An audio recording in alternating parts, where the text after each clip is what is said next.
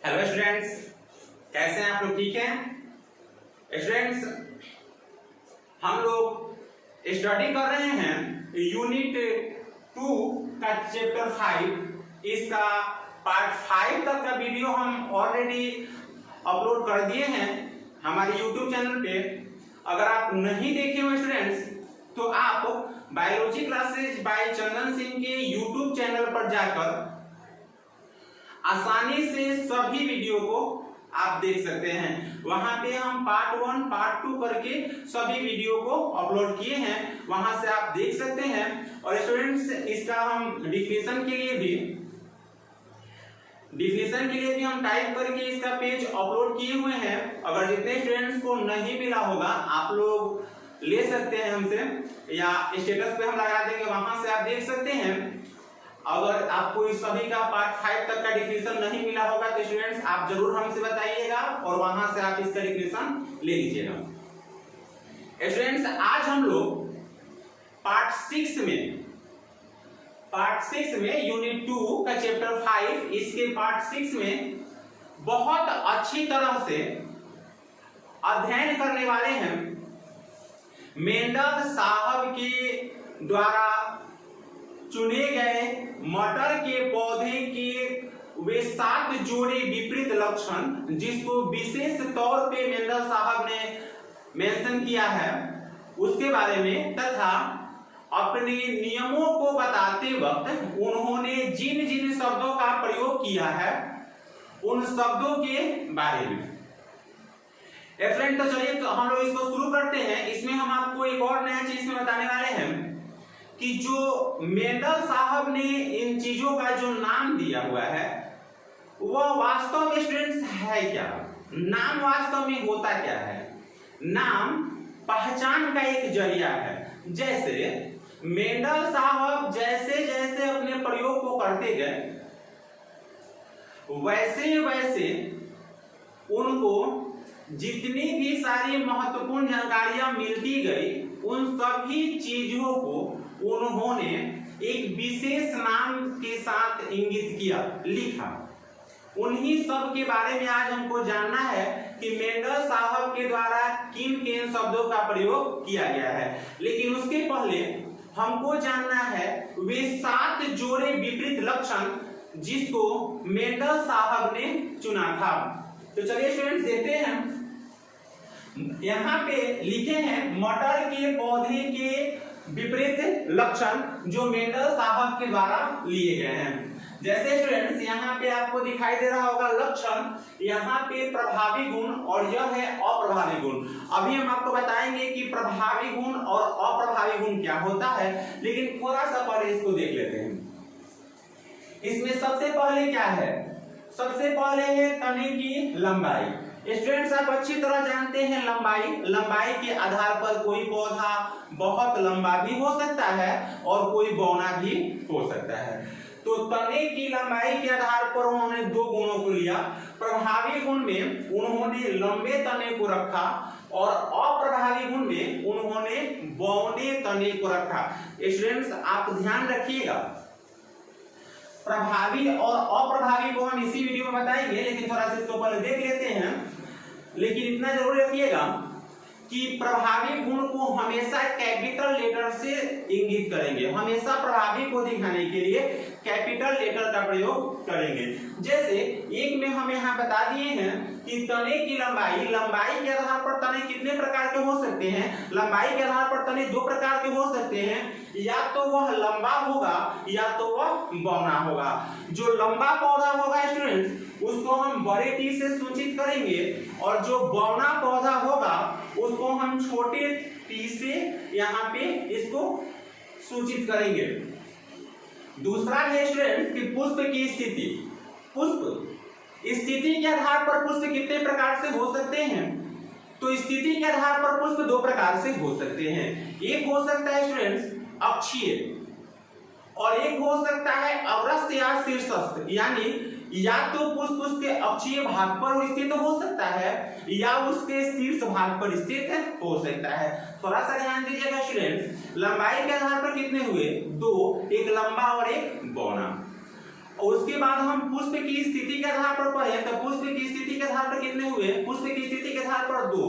अगर वह प्रभावी होगा तो अक्षीय होगा और अगर वह अप्रभावी होगा तो अग्रस्त होगा। उसके बाद स्टूडेंट्स बात करते हैं पुष्प के रंग के बारे में। रंग में आप यहाँ देखिएगा, एक यहाँ पे रंग है और एक यहाँ पे रंग और एक यहाँ पे रंग, यानी 3 रंग आपको मिलेंगे।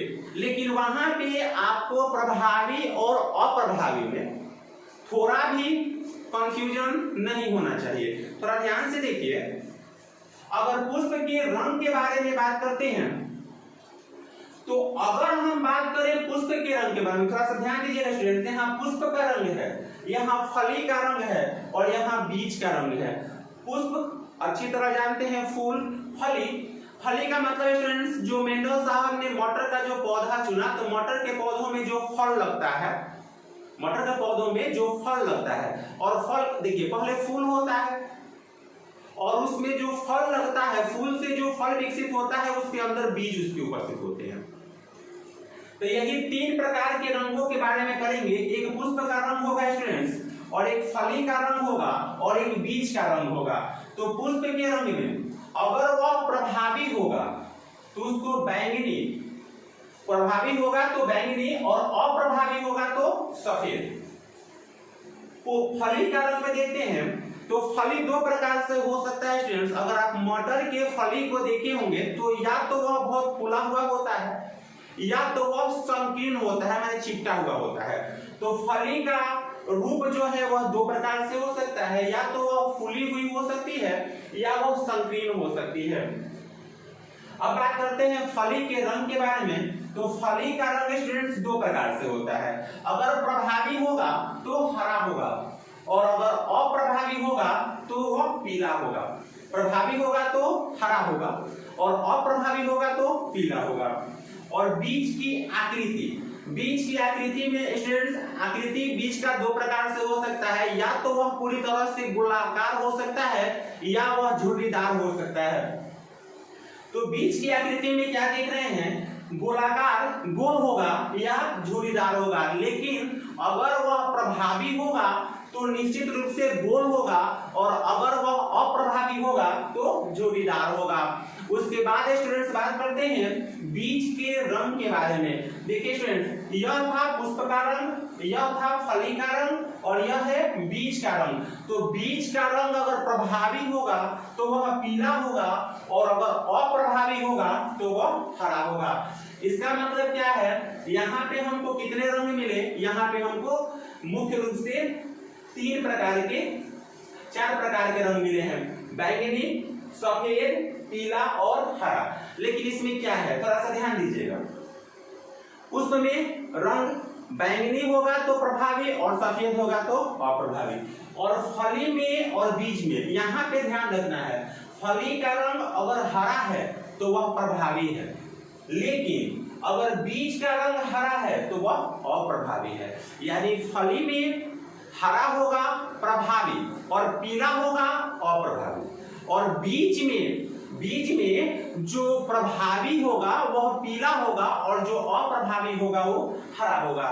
तो स्टूडेंट्स हम क्या देखें, मेंडल साहब के द्वारा मुख्य रूप से चुने गए 7 मटर के पौधे के विपरीत लक्षण के बारे में हम देखे हैं कि प्रभावी और अप्रभावी के साथ वह किन रंग को या किस स्थिति को वह प्रदर्शित करते हैं।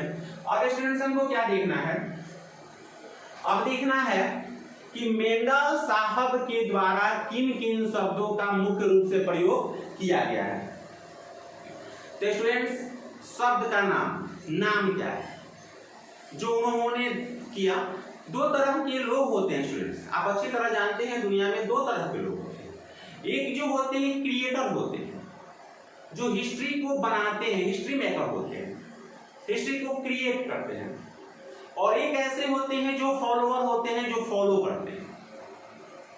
तो जो हिस्ट्री मेकर होते हैं, जो उसको क्रिएट करते हैं, वही जो नाम देते हैं, वही उनका संबंध जिन घटनाओं से होता है उसी को हम लोग फॉलो करते हैं, याद करते हैं। तो मेंडल साहब जैसे जैसे अपने प्रयोग को करते गए, उनको जहां जहां ऐसा लगा कि इन चीजों के बारे में जानना चाहिए, उन चीजों को मेंडल ने एक विशेष नाम के या विशेष शब्द के द्वारा इंगित कर दिया है। नाम वास्तव में पहचान का एक जरिया है और कुछ नहीं। जैसे यहां पे हम देखते हैं स्टूडेंट्स कि मेंडल साहब के द्वारा कौन कौन से शब्द प्रयोग किए गए। सबसे पहले मेंडल साहब ने जिस शब्द का प्रयोग किया है स्टूडेंट्स, वह था जीन। जीन क्या है? जीन के बाद मेंडल साहब ने एलील, उसके बाद प्रभावी और अप्रभावी गुणों के बारे में बताया। तो थोड़ा सा ध्यान दीजिए स्टूडेंट्स। सबसे पहले गुणसूत्र आप अच्छी तरह जानते हैं कि मानव में जो ह्यूमन बॉडी है, मानव जो है, उसमें गुणसूत्रों की संख्या कितना होता है स्टूडेंट? 23 जोड़े गुणसूत्र पाए जाते हैं। ये ध्यान रखिएगा, 23 जोड़े।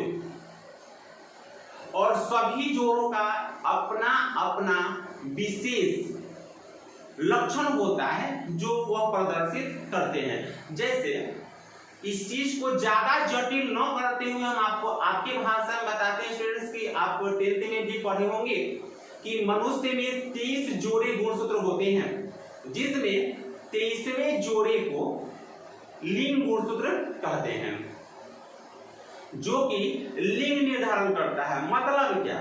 जो 23वां है वह लिंग निर्धारण का काम करता है। उसी तरह से जो उसके पहले जो 22 जोड़े होंगे स्टूडेंट, सब कुछ ना कुछ विशेष गुणों को प्रदर्शित करते होंगे, विशेष लक्षणों को प्रदर्शित करते होंगे, है ना। तो उसी के बारे में हम देखते हैं। यहाँ पे हम इन 7 के बारे में, आप इन 7 के माध्यम से आपको मेंडल साहब के शब्दों के बारे में बताने का प्रयास कर रहे हैं। अगर आप थोड़ा सा ध्यान दीजिएगा तो आप इसको समझ जाइएगा। और स्टूडेंट्स जो शब्द लिखे हैं इसको समझाने के बाद हम इसका डिफिनेशन बोलेंगे। अगर आपके पास कॉपी कलम है तो आप आराम से वीडियो को थोड़ा रोक कर और उसको लिख सकते हैं। ठीक है फ्रेंड्स, चलिए। तो जीन क्या है? सबसे पहले बात करते हैं जीन क्या है। तो जीन जो होता है वह आनुवांशिकता की मूलभूत इकाई है। आनुवांशिकता की मूलभूत इकाई है जो हमेशा जोड़ों में होते हैं। जीन आनुवांशिकता की मूलभूत इकाई है जो हमेशा जोड़ों में होते हैं तथा गुणसूत्रों पर स्थित होते हैं। यह जो है वह समजात गुणसूत्रों पर स्थित होते हैं या गुणसूत्रों पर स्थित होते हैं, आनुवांशिकता की मूलभूत इकाई होते हैं और हमेशा जोड़ों में होते हैं। जैसे यहाँ पे हमको कितने जोड़ों के बारे में पता चल रहा है? तो 7 जोड़ों के बारे में। इसको हम जीन कह सकते हैं। कैसे? जैसे एक ही पौधा का अगर बात करते हैं, एक मटर के पौधे के बारे में बात करते हैं, तो पौधा में तना होगा। तो तना क्या? लंबा भी हो सकता है और बौना भी हो सकता है। फिर उसी पौधे में पुष्प भी होगा, तो वह अक्षीय भी हो सकता है और अगस्त भी हो सकता है। फिर उसी पौधे में पुष्प के रंग के बारे में बात करते हैं तो उसका रंग या तो बैगनी भी हो सकता है या सफेद भी हो सकता है। फिर उसी पुष्प में अगर फली लगती है तो वह फूली हुई हो सकती है या संकीर्ण हो सकती है। मतलब क्या कि एक मटर के पौधे में यह 7 जोड़े जो विपरीत लक्षण है वह उपस्थित होंगे। इसको हम लोग जीन कहेंगे। तो जीन क्या है? जीन का डिफिनेशन कैसे देंगे स्टूडेंट्स? जीन आनुवांशिकता की मूलभूत इकाई है जो हमेशा जोड़ों में होती है। देखिए स्टूडेंट्स, लंबा के साथ क्या होगा? बौना। अक्षीय के साथ क्या होगा? और हमेशा किस में होगा? जोड़ों में होगा। जैसे हम लोग अगर गुणसूत्र में बात करते हैं तो 30 जोड़े गुणसूत्र, सभी गुणसूत्र किसी खास लक्षण को, अगर विशेष गुणसूत्र का बात करें तो किसी खास लक्षण को क्या करेंगे? प्रदर्शित करेंगे ना। तो देखते हैं, तो यही जो विशेष जोड़े हैं, तो जीन आनुवांशिकता की मूलभूत इकाई है जो गुणसूत्रों पर स्थित होती है तथा हमेशा जोड़ों में होती है। और इनका काम क्या है? सभी प्रकार के लक्षणों को प्रदर्शित करना। ठीक है स्टूडेंट्स, चलिए। उसके बाद जीन के बाद हम लोग जो दूसरा, यह पहला तो हम लोग जाने जीन आनुवांशिकता की मूलभूत इकाई है। गुणसूत्रों पर स्थित होती है तथा हमेशा जोड़ों में होती है और सभी प्रकार के लक्षणों को यह संतति में उत्पन्न करती है। दूसरा जो जीन के बाद है स्टूडेंट्स, वह क्या है? तो वह है एलील। एलील क्या है? चलिए एलील के बारे में जानते हैं कि एलील क्या है। तो एलील का मतलब क्या होता है स्टूडेंट्स कि जीन के समजात गुणसूत्र पर स्थित जीन के किसी खास जोड़े को जो किसी खास लक्षण को प्रदर्शित करते हैं उसे मेंडल साहब ने विशेष नाम दिया। वो नाम क्या था स्टूडेंट्स? एलील। यानी अगर इस सबको सामूहिक रूप से कहेंगे, एक जोड़ा यह है, एक जोड़ा यह यानी 7 विपरीत जोड़े हैं, तो सबके बारे में बात करते हैं तो यह गुणसूत्र पर स्थित 7 विपरीत लक्षण है, तो इसको हम लोग जीन कहेंगे। एलील किसे कहेंगे? समजात गुणसूत्र पर स्थित किसी खास जोड़े को, यानी जो किसी खास लक्षण को प्रदर्शित करते हैं। जैसे अगर हम केवल बात करते हैं, सबका बात नहीं करेंगे, केवल बात की है तने की लंबाई, तो तने की लंबाई में क्या हो सकता है? लंबा या फिर बौना, तो इसको हम क्या कहेंगे? एलील कहेंगे। यानी समजात, इस एलील का डिफिनेशन कैसे होगा स्टूडेंट? समजात गुणसूत्र पर स्थित जीन के किसी खास जोड़े को जो विशेष लक्षण को प्रदर्शित करते हैं उसे एलील कहते हैं। जैसे अगर हम सबका बात करेंगे तो यह गुणसूत्र पर स्थित जीन है, और अगर इसमें से किसी एक जोड़े को लेंगे, जैसे मान लीजिए ले लिए बैगनी के साथ सफेद, तो यह एलील हो गया। ले लिए हरा के साथ पीला, कोई एक ले लिए, तो यह क्या हो गया? एलील। और सबका सामूहिक रूप से हम बात करें किसी गुणसूत्र पर, तो यह जीन हो गया। तो जीन अनुवांशिकता की मूलभूत इकाई है, हमेशा जोड़ों में होती है और गुणसूत्र पर स्थित होती है, और जीन के किसी खास जोड़ी को जो गुणसूत्र पर स्थित होते हैं तथा किसी खास लक्षण को प्रदर्शित करते हैं उसे हम एलील कहते हैं। तो दो चीज जाने स्टूडेंट्स, पहला जीन जाने, दूसरा एलील जाने। तीसरा स्टूडेंट्स क्या है? तीसरा जो है स्टूडेंट्स वह है प्रभावी लक्षण, जो अभी हम बात कर रहे हैं आपसे, प्रभावी लक्षण। और इसके साथ जो है वह है कौन सा? अप्रभावी लक्षण।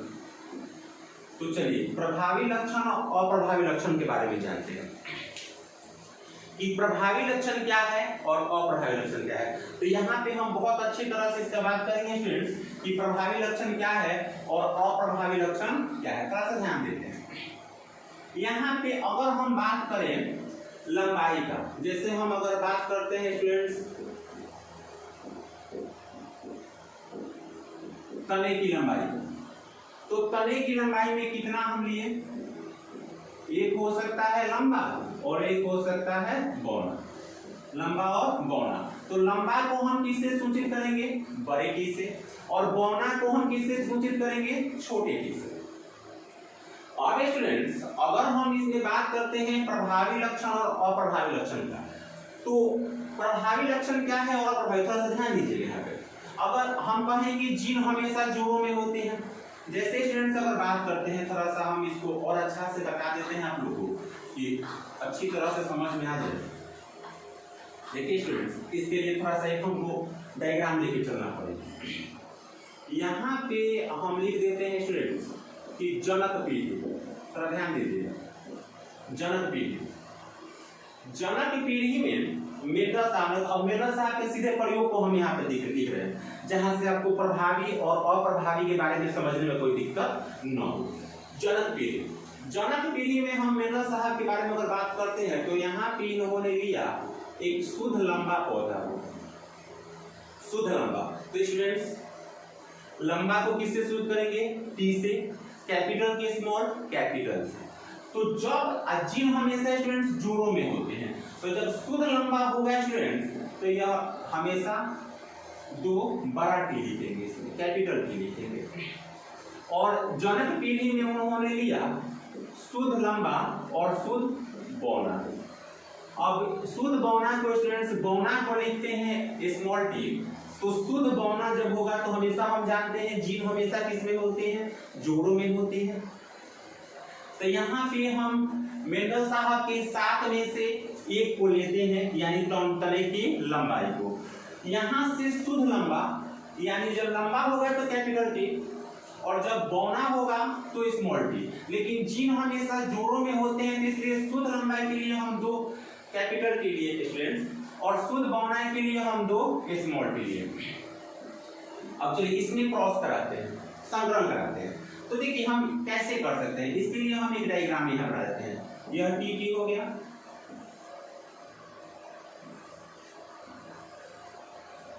और यहाँ पे स्टूडेंट्स यहाँ पे एक स्मॉल टी और यहाँ पे एक स्मॉल टी हम लिखते हैं, ठीक है। ठीक है स्टूडेंट्स, अब देखिए यहाँ पे जनक में अब हम इसको क्रॉस कराते हैं। तो पहले इस टी में इस टी से मल्टीप्लाई करेंगे, तो यह क्या हो गया स्टूडेंट, कैपिटल टी और फिर स्मॉल टी। फिर इस टी में स्टूडेंट्स इस टी से करेंगे, तो फिर यह भी होगा कैपिटल टी और कौन सा, स्मॉल टी। फिर इस टी में इस टी से क्रॉस करेंगे, तो यह भी होगा कैपिटल टी और कौन सा टी, स्मॉल टी। फिर इस टी में इस टी से करेंगे, तो यह भी होगा कैपिटल टी और कौन सा टी, स्मॉल टी। तो क्या देखें, यहाँ पे देखें कि जब शुद्ध लंबाई यानी 2 कैपिटल टी को लिए और शुद्ध बौना यानी 2 स्मॉल टी को लिए, दोनों में जब क्रॉस कराएं तो क्या देख रहे हैं कि इसका जो परिणाम हुआ वह इस प्रकार से हुआ, यानी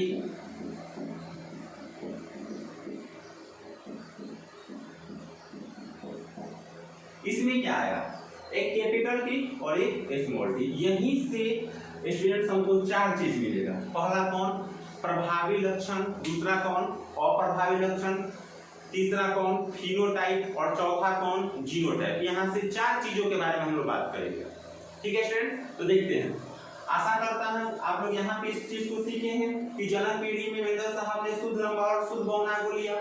जीन हमेशा जोड़ों में होते हैं, इसलिए शुद्ध लंबाई के लिए कैपिटल टी को हम यहाँ पे जोड़ों में लिखे हैं और शुद्ध बौना के लिए स्मॉल टी को हम यहाँ पे जोड़ों में लिखे हैं। दोनों को यहाँ से क्रॉस कराएं, तो यहाँ एक 2 यह कैपिटल टी वाला ऊपर लिखे और 2 यहाँ पे इसको हम मल्टीप्लाई किए, बिल्कुल उसी तरह जैसे आप लोग गुणा करते हैं, ठीक उसी तरह हम लोग किए हैं। इसको कुछ विशेष नहीं है, मान लीजिए यहाँ पे 3 है, यहाँ पे 4 ऐसे अगर है, तो किस तरह हम लोग इसको मल्टीप्लाई करते हैं।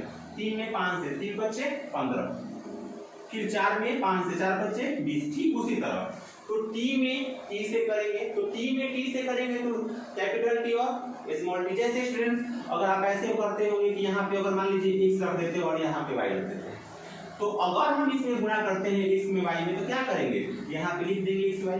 क्यों, क्योंकि दोनों एक जैसा नहीं है। अगर यहाँ पे x रहता है स्टूडेंट तो हम इसको x स्क्वायर लिख देते, लेकिन चूंकि यहाँ पे क्या है, y है, इसलिए x y। ठीक उसी तरह यहाँ पे कैपिटल T और यहाँ पे स्मॉल t है, तो कैपिटल T और स्मॉल t, तो यह दोनों हमारे जनक पीढ़ी में हुए और इसको जब हम मल्टीप्लाई किए तो इस तरह का कितना मिला। ठीक है स्टूडेंट, तो अब इसमें से हमको जानना है कि प्रभावी और अप्रभावी कैसे होता है। तो देखिए स्टूडेंट, यहाँ पे हमारा परिणाम जो आया था उसमें क्या आया था, एक कैपिटल टी और एक स्मॉल टी। अब बात करते हैं कि इसका काम है कि पौधे को लंबा करना और इसका काम है पौधे को क्या करना, बौना करना। लेकिन जब यह बड़ा टी और छोटा टी दोनों एक साथ आएगा तो वह पौधा दिखेगा कैसा, वह पौधा दिखेगा लंबा। कैसा दिखेगा स्टूडेंट्स, लंबा दिखेगा, वह बौना नहीं दिखेगा। इसका मतलब क्या हुआ कि बड़ा टी भी आया और छोटा टी भी आया। बड़ा टी का काम था कि पौधे को लंबा दिखाना है और छोटे टी का काम था कि नहीं, पौधे को बौना करना है। लेकिन आफ्टर ऑल रिजल्ट क्या हुआ, तो रिजल्ट जब भी स्टूडेंट्स याद रखिएगा, प्रभावी और अप्रभावी अगर एक साथ आते हैं तो हमेशा जो परिणाम दिखाई देता है वो प्रभावी का ही दिखाई देता है। इसका मतलब क्या हुआ कि अगर बड़ा टी और छोटा टी एक साथ आएगा तो हमेशा वो पौधा लंबा ही होगा, बौना नहीं होगा। आगे बताएंगे कि शुद्ध लंबा और संकर लंबा क्या है, थोड़ा सा इसी बताएंगे अभी, लेकिन याद रखिएगा।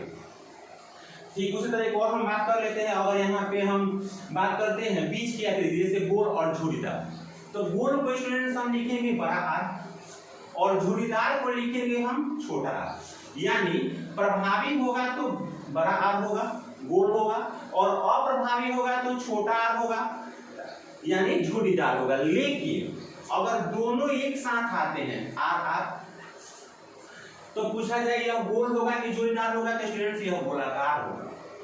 क्योंकि अगर एक भी प्रभावी लक्षण आता है तो हमेशा जो अंततः उसका फिनोटाइप, जो उसका परिणाम होता है, वह प्रभावी का ही व्यक्त होता है। मतलब क्या है? मतलब यहाँ पे स्टूडेंट्स इतना है कि अगर एक बड़ा टी और एक छोटा टी अगर एक साथ आता है तो यह प्रभावी है और यह क्या है? अप्रभावी। लेकिन अगर पौधे को देखा जाए, उसके तने को देखा जाए, तो तना कैसा होगा? लंबा होगा। इसका मतलब कि प्रभावी लक्षण वे लक्षण होते हैं जो हमेशा उपस्थित होने के बाद अपने प्रभाव को दिखाते हैं। यानी जो लक्षण उपस्थित होने के बाद अपने प्रभाव को दिखाते हैं उसे हम प्रभावी लक्षण कहते हैं। और अप्रभावी लक्षण क्या होता है स्टूडेंट्स? अप्रभावी लक्षण वे लक्षण होते हैं जो लक्षण उपस्थित होने के बाद भी अपने प्रभाव को नहीं दिखाते। जैसे इस बड़ा टी और एक छोटा टी में यह प्रभावी लक्षण है और यह अप्रभावी लक्षण है। यह उपस्थित है तो इसका काम है लंबा करना, तो पौधा लंबा हो रहा है, यानी यह अपना प्रभाव डाल रहा है। और यह छोटा टी जो है, यह इसका काम है पौधे को बौना रखना, लेकिन इसके उपस्थित होने के बाद भी पौधा बौना नहीं रहता है। इसका मतलब क्या है? यह उपस्थित होकर भी अपने प्रभाव को नहीं दिखाता है, तो इसे हम क्या कहेंगे? अप्रभावी लक्षण। इसका मतलब कि अभी हम कितना चीज जाने? 4 चीज, लेकिन मुख्य रूप से अभी किसको जाने? प्रभावी लक्षण और अप्रभावी लक्षण। प्रभावी लक्षण का डिफिनेशन कैसे देंगे स्टूडेंट्स? प्रभावी लक्षण का डिफिनेशन हम ऐसे देंगे कि वे लक्षण जो उपस्थित होने के बाद अपने प्रभाव को दिखाते हैं, यानी संतति में उसका प्रभाव दिखाई देता है, उसे हम प्रभावी लक्षण कहते हैं। और प्रभावी लक्षण को हमेशा कैपिटल लेटर में सूचित किया जाता है। और दूसरा कौन सा स्टूडेंट? दूसरा है अप्रभावी लक्षण। अप्रभावी लक्षण वे लक्षण होते हैं जो उपस्थित होने के बाद भी अपने प्रभाव को नहीं दिखाते हैं, यानी वह प्रभावहीन हो जाते हैं। लेकिन स्टूडेंट जब हम संकर पढ़ेंगे, संकर लक्षण, तो वहां पे हम आपको बताएंगे कि यह अपना प्रभाव डालते हैं लेकिन इनका प्रभाव दिखाई नहीं देता है। यानी जो उपस्थित होने के बाद भी अपने प्रभाव को नहीं दिखाते हैं उसे हम अप्रभावी लक्षण कहते हैं। तो कितना चीज जाने स्टूडेंट्स? 4 चीज। पहला कौन? जीन। जीन अनुवांशिकता की मूलभूत इकाई है जो गुणसूत्रों पर स्थित होती है तथा हमेशा जोड़ों में होती है। दूसरा कौन जाने स्टूडेंट्स? दूसरा था एलील। एलील क्या है?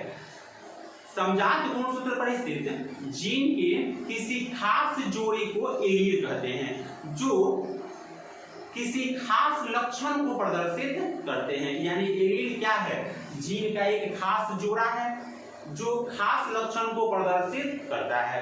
तीसरा कौन जाने स्टूडेंट्स? प्रभावी लक्षण। प्रभावी लक्षण वे लक्षण होते हैं जो उपस्थित होने के बाद अपने प्रभाव को दिखाते हैं, अर्थात संतति में उनका प्रभाव दिखाई देता है। और प्रभावी लक्षण को हमेशा कैपिटल लेटर से सूचित करते हैं। और चौथा था स्टूडेंट? चौथा था अप्रभावी लक्षण। वे लक्षण जो उपस्थित होने के बाद अपने प्रभाव को पूर्णतः नहीं दिखा पाते हैं।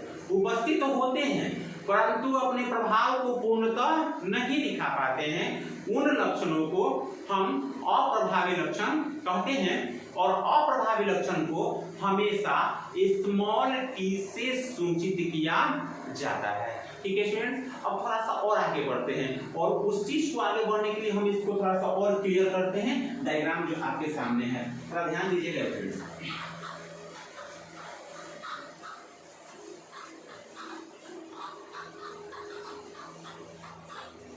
कैसे मेंडल साहब ने फिनोटाइप को लिया, कैसे मेंडल साहब ने जीनोटाइप लिया, कैसे मेंडल साहब ने जनक पीढ़ी किसको कहा, F1 पीढ़ी किसको कहा, F2 पीढ़ी किसको कहा, इस चीज के बारे में हम आपको बताएंगे। तो चलिए देखते हैं मेंडल साहब ने किया क्या कि किसी एक लक्षण को उन्होंने ले लिया, यानी किसी विशेष जीन के जोड़े जिसको हम एलील कहते हैं उसको ले लिया और उसको उन्होंने नाम दिया, कौन सा पीढ़ी स्टूडेंट्स, उसको उन्होंने नाम दिया जनक पीढ़ी।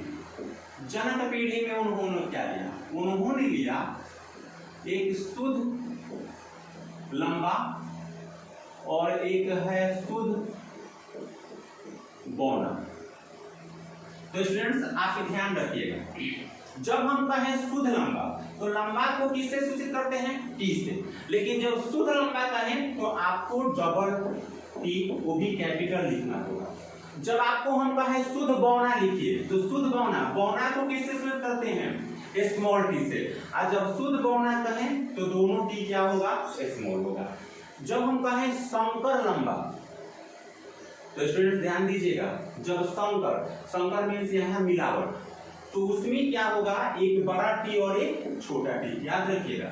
यह शुद्ध लंबा है, यानी जब दोनों टी कैपिटल होगा तो यह जो पौधा होगा वो कैसा दिखाई देगा, लंबा दिखाई देगा। और लंबा में कौन लंबा, शुद्ध लंबा। अगर दोनों टी स्मॉल होगा तो यह बौना दिखाई देगा, और बौना में कौन बौना, शुद्ध बौना।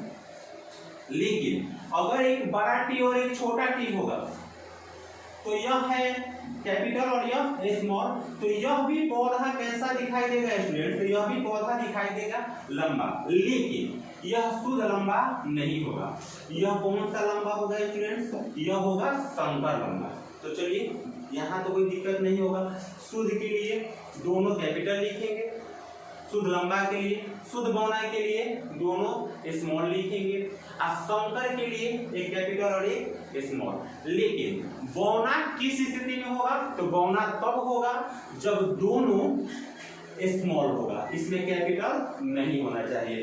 अगर कैपिटल वाले को प्रभावी कहेंगे, याद रखिएगा, इस कैपिटल टी को हम क्या कहेंगे, प्रभावी लक्षण, यानी यह दोनों कौन लक्षण है, अप्रभावी लक्षण।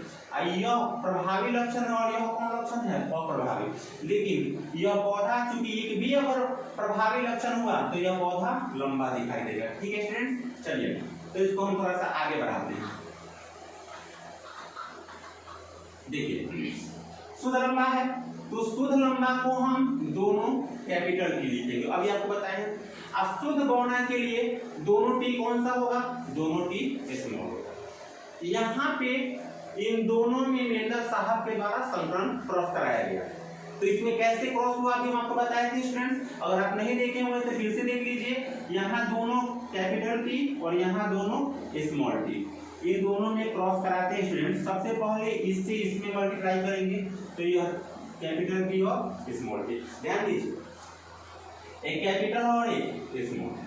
फिर इसमें इससे किए तो क्या हुआ, एक कैपिटल टी और एक कैपिटल टी और कौन सा, स्मॉल टी। फिर इसमें इससे किए तो एक कैपिटल टी और एक कौन सा हुआ, स्मॉल टी। फिर इसमें इससे किए तो एक कैपिटल टी और एक कौन सा हुआ, स्मॉल टी। इसका मतलब जब इन दोनों में संकरण कराया गया तो मेंडल साहब को क्या मिला, मेंडल साहब को मिला बड़ा टी छोटा टी, फिर बड़ा टी छोटा टी, फिर बड़ा टी छोटा टी, और फिर बड़ा टी और कौन सा स्टूडेंट, छोटा टी। तो इसको, इससे प्राप्त संतति को मेंडल साहब ने क्या कहा, F1 टी। क्या कहा स्टूडेंट्स, F1 टी। तो अब देखिए हम पूछेंगे जनक पीढ़ी किसे कहते हैं, तो मेंडल द्वारा लिए गए शुद्ध प्रजातियों की सबसे पहले, यानी संकरण के लिए उन्होंने जिस एलील के जोड़े को लिया, जिसमें उन्होंने संकरण कराया, जिससे शुरुआत की, उसे उन्होंने नाम दिया जनक पीढ़ी। और जनक पीढ़ी से प्राप्त संतति को जनक पीढ़ी में क्रॉस कराने के बाद जो पीढ़ी उन्हें प्राप्त हुई उसको उन्होंने F1 पीढ़ी यानी फर्स्ट जनरेशन कहा। यानी यह कौन सा जनरेशन था स्टूडेंट्स, फर्स्ट जनरेशन। तो फर्स्ट जनरेशन में मेंडल साहब ने क्या देखा कि एक शुद्ध और एक शुद्ध लंबा और शुद्ध बौना को लिए, इनमें उन्होंने क्रॉस कराया। तो देखिए यहाँ पे प्रभावी और अप्रभावी दोनों है, यहाँ भी प्रभावी, बड़ा टी प्रभावी, छोटा टी अप्रभावी। लेकिन जब इस पौधे को उन्होंने देखा तो यह भी पौधा लंबा था, यह भी पौधा लंबा था, यह भी पौधा लंबा था और यह भी पौधा लंबा था। इसका मतलब क्या, इसमें एक भी बौना पौधा नहीं हुआ, सभी पौधे लंबे थे, लेकिन शुद्ध लंबा नहीं था। कौन सा लंबा था यह स्टूडेंट, यह संकर लंबा है। चलिए F1 पीढ़ी के बाद मेंडल साहब ने क्या किया, अब देखते हैं। F1 पीढ़ी से प्राप्त संततियों में फिर उन्होंने संकरण कराया। तो देखिए क्या है यहाँ पे, एक कैपिटल टी और एक स्मॉल टी, यहाँ भी एक कैपिटल टी और एक स्मॉल टी। अब इसमें हम संकरण फिर कराते हैं, तो क्या देखते हैं, कैपिटल टी में कैपिटल टी से मल्टीप्लाई कीजिए तो टी टी हो गया, फिर स्मॉल टी में कैपिटल टी से तो टी टी। याद रखिएगा स्टूडेंट, प्रभावी पहले अप्रभावी बाद में। फिर कैपिटल टी में स्मॉल टी से तो कैपिटल टी स्मॉल टी, फिर स्मॉल टी में स्मॉल टी से तो दोनों क्या होगा स्मॉल टी। यानी कि अब इनको जो चार लक्षण, अब इसमें जब उन्होंने क्रॉस कराया तो उनको चार लक्षण मिले। कौन कौन से थे, तो दोनों कैपिटल टी, फिर कैपिटल टी स्मॉल टी, फिर कैपिटल टी स्मॉल टी और फिर कौन सा था, दोनों स्मॉल टी। लेकिन जब इस पौधे को उन्होंने देखा तो इस पौधे में उन्होंने क्या देखा, इस पौधे में उन्होंने देखा कि यह पौधा भी लंबा था, यह पौधा भी लंबा था, यह पौधा भी लंबा था, लेकिन यह पौधा बौना था। लेकिन इसमें क्या था, यह भी लंबा, यह भी लंबा, यह भी लंबा, लेकिन अंतर क्या था, ध्यान से देखते हैं। तो यह दोनों कैपिटल टी, तो दोनों जब कैपिटल टी है तो यह लंबा होगा, लेकिन कौन सा लंबा होगा, यह होगा शुद्ध लंबा। और यह कैपिटल टी और स्मॉल टी, कैपिटल टी और स्मॉल टी, यह दोनों भी लंबा था, लेकिन दोनों कौन सा लंबा था, दोनों शुद्ध लंबा ना हो के कौन सा लंबा था स्टूडेंट, संकर लंबा। और यह दोनों बौना था। यह देखते हैं इसका, दोनों स्मॉल टी है तो पौधा क्या था, बौना था। और कौन सा बौना था, यह था शुद्ध बौना। मीन्स क्या, इसको स्टूडेंट्स F1 पीढ़ी में संकलन कराने के बाद जो पीढ़ी प्राप्त हुआ उसको मेंडल साहब ने किस पीढ़ी का नाम दिया, F2 पीढ़ी का। अब हम चीजों को कुछ हद तक समझ गए हैं, क्या क्या हमको जानना है, थोड़ा सा यही से अब हमको सब कुछ जानना है स्टूडेंट्स। आज हम लोग क्या देखें, अभी हम लोग देखें कि मेंडल द्वारा चुने गए 7 विपरीत लक्षण कौन कौन से थे, तने की लंबाई, पुष्प की स्थिति, पुष्प का रंग, फली का रंग, फली का रूप, फली का रंग, बीज की आकृति और बीज का रंग। इसमें क्या देखें कि एक प्रभावी और एक अप्रभावी, अगर लंबा था तो प्रभावी और बौना था तो अप्रभावी। फिर आपको हम क्या बताएं कि प्रभावी को हम कैपिटल से सूचित करेंगे और अप्रभावी को हम स्मॉल से सूचित करेंगे। फिर हम क्या बताएं आपको कि मेंडल के द्वारा किन किन शब्दों को चुना गया, लिया गया, तो उन शब्दों में क्या क्या था। तो थोड़ा सा देखते हैं स्टूडेंट। सबसे पहले मेंडल साहब ने किस शब्द को लिया, जीन। जीन क्या है, अनुवांशिकता की मूलभूत इकाई है जो गुणसूत्रों पर स्थित होती है, हमेशा जोड़ों में होती है। जीन के बाद क्या पढ़े, एलील। एलील क्या है, एलील संजात गुणसूत्र पर स्थित जीन के विशेष जोड़े को, जीन के किसी विशेष जोड़े को हम एलील कहते हैं और यह खास लक्षण को प्रदर्शित करते हैं। तीसरा क्या पढ़े हम लोग, तीसरा पढ़े प्रभावी लक्षण। तीसरा क्या पढ़े, प्रभावी लक्षण। वे लक्षण जो उपस्थित होने के बावजूद, उपस्थित होने के साथ ही अपने प्रभाव को, उपस्थित होने के साथ ही अपने प्रभाव को प्रदर्शित करते हैं, उसे हम प्रभावी लक्षण कहते हैं। चौथा क्या जाने, अप्रभावी लक्षण। वे लक्षण जो उपस्थित होने के साथ प्रभाव को प्रदर्शित नहीं करते हैं, मीन्स क्या, उपस्थित तो होते हैं परंतु प्रभाव को नहीं दिखाते, तो उसे हम क्या कहेंगे, अप्रभावी लक्षण। फिर क्या पढ़े, जनक पीढ़ी। यानी मेंडल, इसका परिभाषा ऐसे दे सकते हैं कि मेंडल ने अपने प्रयोग के लिए जिन विशेष एलील को लिया, संकरण के लिए जिन विशेष एलील को लिया, उस पीढ़ी को उन्होंने जनक पीढ़ी नाम दिया। उसके बाद था F1 पीढ़ी। क्या है, तो F1 पीढ़ी, जनक पीढ़ी के बाद कौन सा स्टूडेंट, F1 पीढ़ी। तो कहेंगे जनक पीढ़ी में संकरण के पश्चात जो पीढ़ी प्राप्त हुई उसे एकोन पीढ़ी कहा गया। और एकोन पीढ़ी में स्टूडेंट्स सभी पौधे कैसे थे? तो सभी पौधे लंबे थे। जनक पीढ़ी में संकरण के पश्चात जो पीढ़ी प्राप्त हुई उसे एकोन पीढ़ी कहते हैं। और एकोन पीढ़ी में सभी पौधे कैसे थे? तो लंबे थे। फिर कौन सा पढ़े स्टूडेंट्स? F2 पीढ़ी। F2 पीढ़ी क्या है? एकोन पीढ़ी में संकरण के पश्चात जो पीढ़ी प्राप्त हुई उसे हम कौन सा पीढ़ी कहते हैं? F2 पीढ़ी। ठीक है स्टूडेंट्स। उसके बाद हम बात करते हैं, देखिए जीन, एलील, प्रभावी, अप्रभावी, 4 जाने। 5वां जाने जनक पीढ़ी, 6ठा जाने F1 पीढ़ी, 7वां जाने F2 पीढ़ी। अब 2 और जानेंगे, फिनोटाइप और जीनोटाइप। स्टूडेंट्स फिनोटाइप और जीनोटाइप को आप ऐसे समझिए, यहाँ देखिए, थोड़ा सा यहाँ ध्यान दीजिए, इस चीज को हम हटा देते हैं। यहाँ पे यह पौधा कैसा है स्टूडेंट्स? लंबा है। यह पौधा भी कैसा है? लंबा है। और यह पौधा भी कैसा है? लंबा है। फिनोटाइप। लेकिन अगर देखते हैं तो यह दोनों कैपिटल टी है फिर भी यह लंबा है, यह कैपिटल टी और स्मॉल टी है फिर भी यह लंबा है, यह कैपिटल टी और स्मॉल टी है फिर भी यह लंबा है। मीन्स क्या? यानी फिनोटाइप क्या होता है? फिनोटाइप यानी फिनोटाइप को हम डिफिनेशन में कह सकते हैं कि बाहरी लक्षण। फिनोटाइप को इससे हम बाहरी लक्षण, वे लक्षण जो बाहर प्रदर्शित होते हैं, दिखाई देते हैं, उसे हम फिनोटाइप कहते हैं। यानी जीवों में प्रदर्शित होने वाले बाहरी लक्षण को हम फिनोटाइप कहेंगे। और दूसरा कौन सा है? जीनोटाइप। जीवों में स्थित जीन की संरचना को हम जीनोटाइप कहते हैं।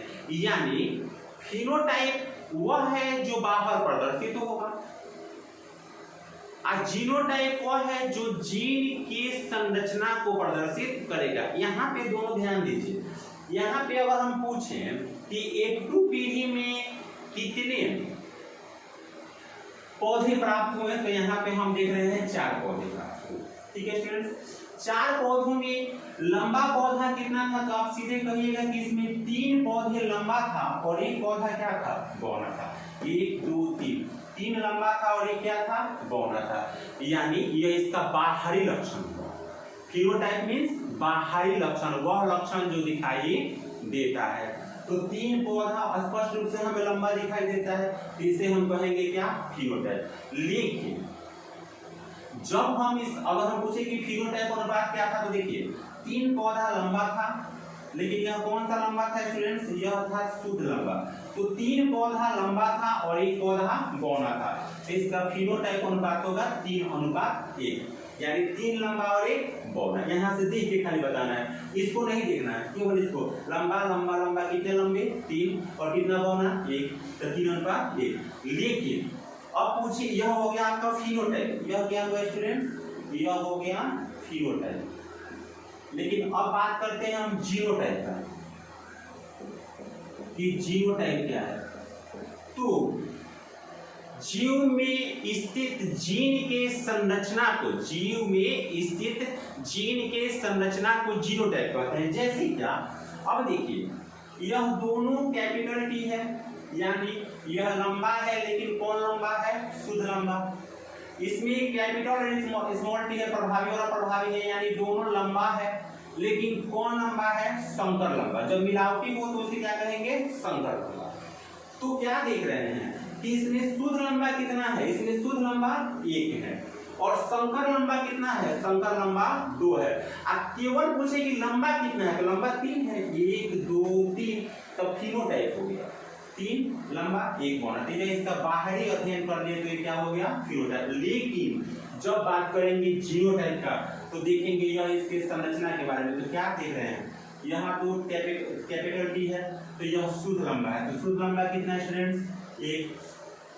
फिर देख रहे हैं कि यह कैपिटल स्मॉल, तो यह भी लंबा होगा, लेकिन कौन लंबा होगा? संकर लंबा होगा। तो इसको हम क्या कहेंगे? कितने संकर लंबा है? 1 2। तो इसका हो जाएगा 2। और यहाँ देखिए यह बौना है, लेकिन कौन बौना है? शुद्ध बौना है, तो यह क्या हो गया? 1। तो अगर हम पूछे कि F2 पीढ़ी का फिनोटाइप, मतलब F2 पीढ़ी में कितने लंबे पौधे थे, तो आप कहिएगा 3। अगर पूछे कि कितने बौने पौधे थे, तो 1। शुद्ध संकर से कोई लेना देना नहीं है, यानी 3 लंबा और 1 बौना। लेकिन अगर हम बात करते हैं कि जीनोटाइप बताइए, तो आपको देखना है इसके जीन का संरचना, तब आप यहाँ आ जाइएगा सीधे। तो यहाँ देखिए 1 शुद्ध लंबा है, तो 1 लिख दिए। यह 2 लंबे हैं लेकिन मिलावटी है, संकर है, तो इसको यहाँ पे लिखे 2। और यह शुद्ध बौना है, तो 1। इसका मतलब स्टूडेंट्स क्या हुआ? इसका मतलब हुआ कि फिनोटाइप जीव में दिखाई देने वाले बाहरी लक्षण को उसका फिनोटाइप कहते हैं। और जीनोटाइप क्या है? जीव में उपस्थित जीन की संरचना को उसका जीनोटाइप कहते हैं। ठीक है स्टूडेंट्स, जीनोटाइप फिनोटाइप समझ गए? क्या क्या जाने? जीन क्या है, एलील क्या है, प्रभावी लक्षण क्या है, अप्रभावी लक्षण क्या है, जनक पीढ़ी क्या है, F1 पीढ़ी क्या है, F2 पीढ़ी क्या है, फिनोटाइप क्या है, जीनोटाइप क्या है। कोई दिक्कत नहीं स्टूडेंट। अब इसमें कुछ और चीज बचा हुआ है, जैसे विपुंसन और उसके बाद टेस्ट क्रॉस, तो इसको हम लोग अब जानेंगे स्टूडेंट नेक्स्ट वीडियो में। ठीक है, आप आराम से यहाँ से 7 लक्षण को देख लीजिएगा और इन सभी चीजों का डिफिनेशन फिर हम लिख के अपलोड कर देंगे। अगर आपको कोई दिक्कत हो तो आप जरूर बताइएगा, जब हम अगला वीडियो बनाएंगे तो वहाँ पे इसको क्लियर कर देंगे। ठीक है स्टूडेंट, घर पे रहिए, सुरक्षित रहिए और पढ़ते रहिए। धन्यवाद।